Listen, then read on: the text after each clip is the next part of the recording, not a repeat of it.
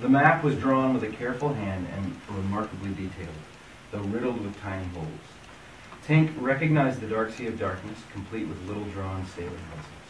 He saw a road that led from some cliffs to a little cluster of buildings, all neatly rendered and labeled. He bent closer to read by the yellow glow of the lantern, Farinia's Flower Shop, the jail, and my bookstore.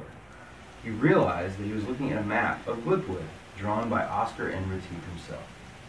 With his finger, he traced the main road toward the cliffs to the lane that led to the Igby cottage. And sure enough, there it was. It was even labeled Igby. Across the top of the map was scrawled, "In the immortal words of Loshane Pustane, if anyone reads this map without permission, he will be most certainly and brutally slain. Or at the very least, I'll chop off a finger or two. Or three." Tink wrung his hands as his heart shriveled with fear, and the parchment started to roll shut. He opened it up again. Near the top of the map, at the edge of the forest, was a house labeled Ankle Jelly Manor. Over the house was a large X, and beside it, this was written: "Be you friend or be you foe, beware to all who follow. For in the catacombs below is hidden in the hollow a way that leads to pain and woe, sadness, grief, and sorrow.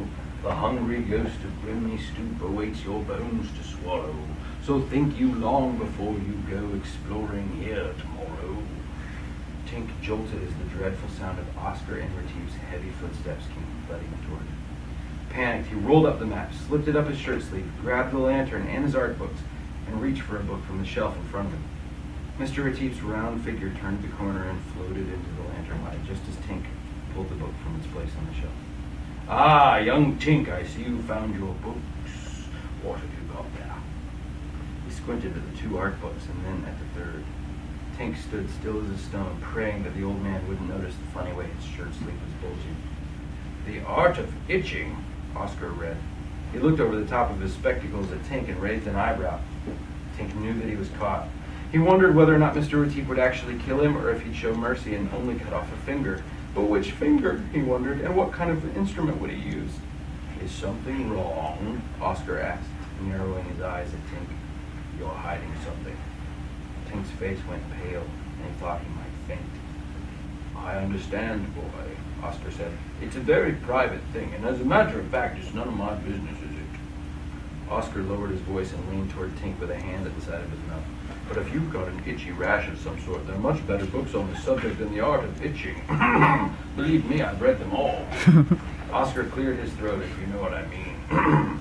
Tink was so overcome with relief he could barely speak. He forced a laugh, set down the book he'd just grabbed from the shelf, and with a free hand scratched at his belly and his armpits.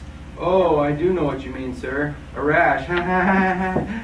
Janner walked around the corner with 3 large books under his arm, frowning at Tink's odd behavior. Tink stopped scratching as Oscar turned and approved Janner's books, and before Tink knew it, he found himself walking out of the store with his brother, map up his sleeve, thankful that he still had all 10 of his fingers. There